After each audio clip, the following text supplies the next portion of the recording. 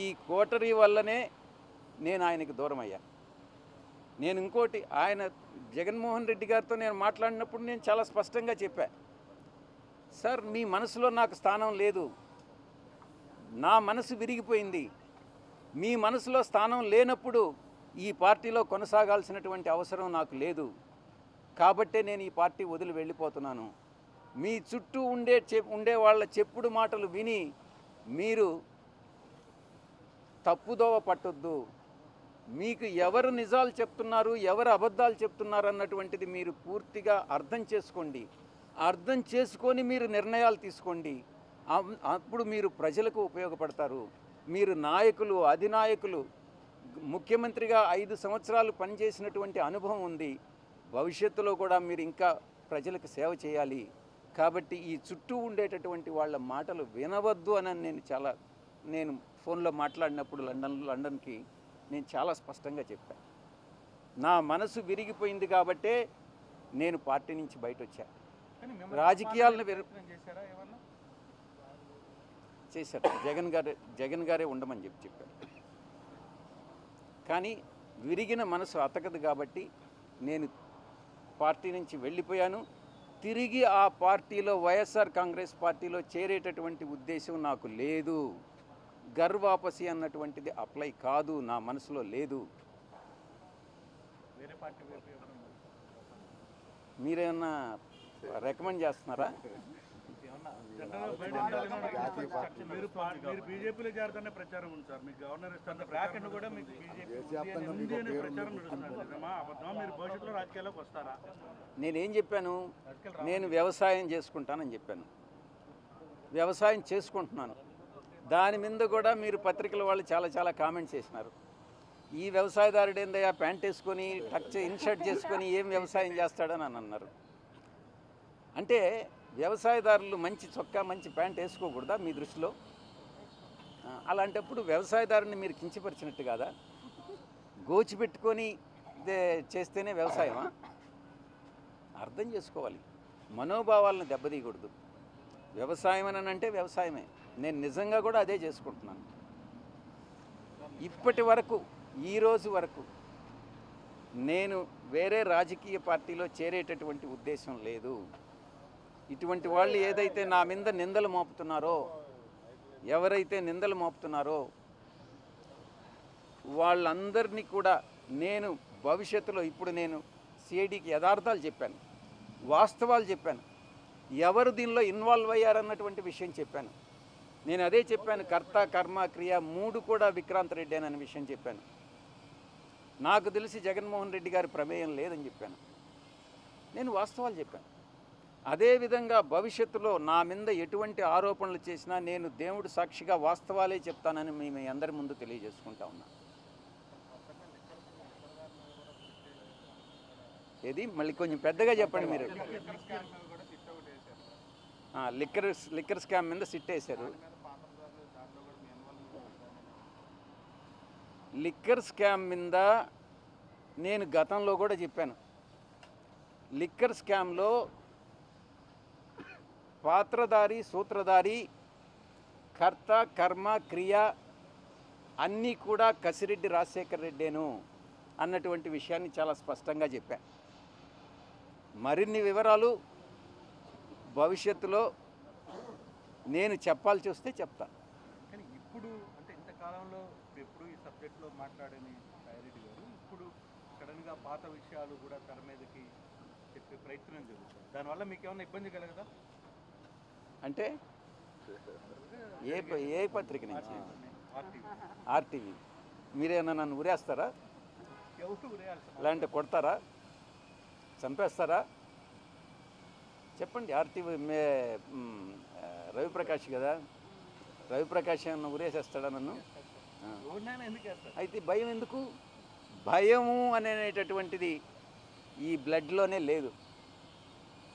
భక్తి అనేదే ఉండింది, ఇప్పుడు కూడా ఉంది.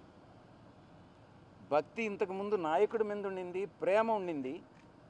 కానీ ఇప్పుడు ఓన్లీ దేవుడి మీదనే ఉంది, వెంకటేశ్వర స్వామి మీద. ఎందుకనంటే మనసు విరిగిపోయింది. అన్ని కష్టాలకి ఓర్చుకొని నాకు ఇన్ని పదవులు ఇచ్చాడు, నేను కాదనలా. కానీ అవమానాలు, నేను పడ్డ కష్టాలు అన్నీ కూడా ఒక్కసారి తలుచుకుంటే మనసు విరిగిపోయే బయట వెళ్ళిపోయారు. వ్యవసాయం so many years you are both are together కదా, చాలా కష్టాల్లో ఉన్నప్పుడు మీరు దగ్గరుండి చాలా అన్నీ చూసినారు అంటే అతనికి తెలుసు. కానీ ఇప్పుడు ఏదో చిన్న చిన్న ఇష్యూలతో మనసు విరిగిపోయిందని జీవిత భాగస్వాములే విడాకులు తీసుకొని వెళ్ళిపోతున్నారు. మీ సంగతి ఏదో నాకు తెలీదు. ఇంకా నేను ఇన్ని తరాలుగా ఉండింది, కాస్త 3 తరాలుగా ఉండా, నేను కాదనలా. కానీ ఆత్మ గౌరవం, ఆత్మవిశ్వాసం 2 ముఖ్యం. నేను ప్రలోభాలకు లొంగల. మా నాయకుడు నన్ను ప్రలోభాలకు లొంగావన్నాడు. నేను భయపడ్డానన్నాడు, నేను భయపడలా. ఇంకోటేది ప్రలోభం, భయం, విశ్వసనీయత కోల్పోయానన్నాడు. విశ్వసనీయత కోల్పోలే. ఆ 3 యథాతిథిగా అప్పుడెట్టున్నాయో ఇప్పుడు అలాగే ఉన్నాయి. మా నాయకుల్లోనే మార్పు ఉంది. ఆ రోజైనా ఈ రోజైనా ఏ రోజైనా కూడా వాస్తవాలు వాస్తవాలుగానే ఉంటాయి, వాస్తవాలు అవాస్తవాలు కాలేవు. నాకు సంబంధించినంత వరకు ఈ యొక్క కాకినాడ సీపోర్ట్స్ విషయంలో కేవీ రావు ఇచ్చినటువంటి ఫిర్యాదు దురుద్దేశపూర్వకంతో కూడుకున్నటువంటిది. దాంట్లో రాజకీయ కుట్ర ఉంది అన్నటువంటి విషయాన్ని అప్పుడు చెప్పాను, ఇప్పుడు కూడా చెప్తున్నాను, ఎప్పుడు కూడా చెప్తాను. ఈ కాకినాడ సీపోర్ట్స్కు సంబంధించి నాకు ఎటువంటి విషయాలు తెలియదు. నేను ఆది నుంచి అంతం వరకు నేను ఎక్కడా కూడా నా యొక్క ప్రమేయం లేదు అన్నటువంటి విషయాన్ని స్పష్టంగా చెప్తా ఉన్నా. నా మీద చేసినటువంటి ఫిర్యాదులో పేర్కొన్నటువంటి అంశాలని సిఐడి వారు ప్రశ్నించడం జరిగింది. ప్రధానంగా సంధించినటువంటి ప్రశ్నలో మొట్టమొదటిది కేవీ రావు మీకు తెలుసా అన్నటువంటిది. ముఖ పరిచయమే కానీ ఏదైనా సోషల్ ఫంక్షన్స్లో నమస్కారం అంటే నమస్కారం అని చెప్పడమే కానీ ఆయనకు నాకు సామాజికమైనటువంటి, ఆర్థికమైనటువంటి, రాజకీయమైనటువంటి ఎటువంటి సంబంధాలు లేవు అన్నటువంటి విషయాన్ని చాలా స్పష్టంగా చెప్పాను. రెండవ అంశం, ఆయన ఈ యొక్క 400 ఇంచుమించు 500 కోట్ల రూపాయలకు సంబంధించి అరబిందో నుంచి ఆయనకి ట్రాన్స్ఫర్ అయినటువంటి విషయం, దాన్ని గురించి ప్రశ్నించారు. ఏది కూడా నాకు సంబంధం లేదు, నాకు తెలియదు, నాకు ఎవ్వరూ చెప్పలేదు. ముఖ్యంగా అరబిందో విషయంలో వాళ్ళ వ్యాపారానికి సంబంధించి నేను నా యొక్క కుమార్తెను వాళ్ళ కుటుంబంలో ఇచ్చానే కానీ వాళ్ళ ఆర్థిక లావాదేవీల్లో కానీ వాళ్ళ వ్యాపారాల్లో కానీ నేను ఎప్పుడూ కూడా జోక్యం చేసుకోలేదు, ఇప్పుడు చేసుకోను, భవిష్యత్తులో కూడా చేసుకోను. ఎటువంటి సంబంధాలు లేవు. సామాజిక మా యొక్క కుటుంబం, వాళ్ళ కుటుంబం, నా కుమార్తె వాళ్ళకి మ్యారేజ్ చేసుకున్నదే కానీ ఎటువంటి ఆర్థిక సంబంధాలు లేవు అన్నటువంటి విషయాన్ని స్పష్టంగా చెప్పాను. ఇక విక్రాంత్ రెడ్డి గారి గురించి అడిగారు. విక్రాంత్ రెడ్డి మీకు తెలుసానని. నాకు తెలుసు, సుబ్బారెడ్డి గారి కుమారుడిగా నాకు తెలుసు అని చెప్పడం జరిగింది. ఈ యొక్క లావాదేవీలన్నీ కూడా విక్రాంత్ రెడ్డి చేశారు అన్నటువంటి విషయం మాకు చాలామంది చాలా సాక్షులు మాకు చెప్పారు.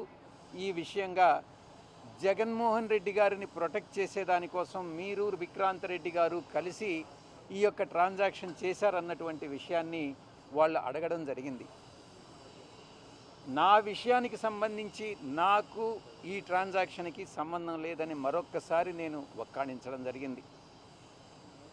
విక్రాంత్ రెడ్డి విషయంకి వస్తే నా మీద ఆరోపణలు వచ్చిన తర్వాత కామన్ ఫ్రెండ్స్ ద్వారా నేను కేవీ రావు గారిని అడిగించడం జరిగింది, ఎందుకు నా పేరు ఇంక్లూడ్ చేశారు అన్నటువంటి విషయాన్ని. ఈ యొక్క నా పేరుని ఇంక్లూడ్ చేయించింది ఒక అధికారి ఆదేశాల మేరకు విజయసాయిరెడ్డి పేరుని ఇంక్లూడ్ చేయడం జరిగింది అన్నటువంటిది కామన్ ఫ్రెండ్కి కేవీ రావు చెప్పినటువంటి విషయం. ఇక విక్రాంత్ రెడ్డి విషయానికి వస్తే సిఐడి వాళ్ళకి నేను ఒకటే చెప్పాను, వైవి సుబ్బారెడ్డి గారు, కేవీ రావు గారు అత్యంత ఆప్త మిత్రులు. నేను విక్రాంత్ రెడ్డిని కేవీ రావుకి పరిచయం చేయాల్సినటువంటి అవసరమే లేదు. సుబ్బారెడ్డి గారు ఎప్పుడు అమెరికా వెళ్ళినా కూడా కాలిఫోర్నియాలో కేవీ రావుకు ఉన్నటువంటి ఒక రాజభవనంలో నివసిస్తారు. అలాంటప్పుడు నేను విక్రాంత్ రెడ్డిని కేవీ రావుకు పరిచయం చేయాల్సిన అవసరం లేదు. ముఖ్యంగా దీనిలో విక్రాంత్ రెడ్డి పాత్ర గురించి అడిగినప్పుడు ఆది నుంచి అంతిమం వరకు నా మీద ఆరోపణలు చేశారు కాబట్టి ఈరోజు నేను మీ ముందు వచ్చి జవాబు చెప్పుకోవాల్సిన పరిస్థితి వస్తుంది. కాబట్టి ఈ యొక్క డీల్ని నాకు తెలిసినంత వరకు కేవీ రావు కామన్ ఫ్రెండ్స్ ద్వారా కేవీ రావును అడిగించినప్పుడు కేవీ రావే దీన్ని ఆది నుంచి అంతిమం వరకు విక్రాంత్ రెడ్డే డీల్ చేశాడన్నటువంటి విషయం కామన్ ఫ్రెండ్స్కి చెప్పడం జరిగింది. ఆ విషయాన్నే నేను సిఐడి వారికి చెప్పాను. ఆది నుంచి అంతం వరకు విక్రాంత్ రెడ్డి ఈ యొక్క డీల్ని చేశాడు, సాయి రెడ్డిని వేరే అధికారి ఆయన పేరు ఇంక్లూడ్ చేయమంటే చేశాను అన్నటువంటి విషయాన్ని కేవీ రావు చెప్పడం జరిగింది. దాన్నే నేను సిఐడికి కూడా చెప్పాను. నేను ఇక ఆడిట్ ఫర్మ్స్కి సంబంధించి శ్రీధర్ అండ్ సంతానం, మనోహర్ చౌదరి అసోసియేట్స్, ఇంకొక బాంబే ఫామ్, ఆ పేరు కూడా నాకు గుర్తులేదు. శ్రీధర్ అండ్ సంతానం వాళ్ళు మీ పేరు చెప్తున్నారో అని నేను ఒకటే చెప్పాను, ఎవరైతే మీకు చెప్పారో వాళ్ళని వెంకటేశ్వర స్వామి సాక్షిగా చెప్పమనండి. శ్రీధర్ అండ్ సంతానం నాకు తెలీదు. Manohar Chowdary institute of chartered accountants of India ప్రెసిడెంట్గా ఆయన ప్రెసిడెంట్ అని తెలుసు. ఒక 2 సంవత్సర కాలం పాటు ప్రెసిడెంట్గా పనిచేశాడు. ఇంకొక బాంబే కంపెనీ అసలు తెలీదు. ఈ విషయం ఈ శ్రీధర్ అండ్ సంతానం అన్నటువంటి కంపెనీని మీరే అపాయింట్ చేయించారు, ధనంజయ రెడ్డి గారికి మీరే రికమెండ్ చేశారు అన్నటువంటి విషయాన్ని వాళ్ళు అడిగారు.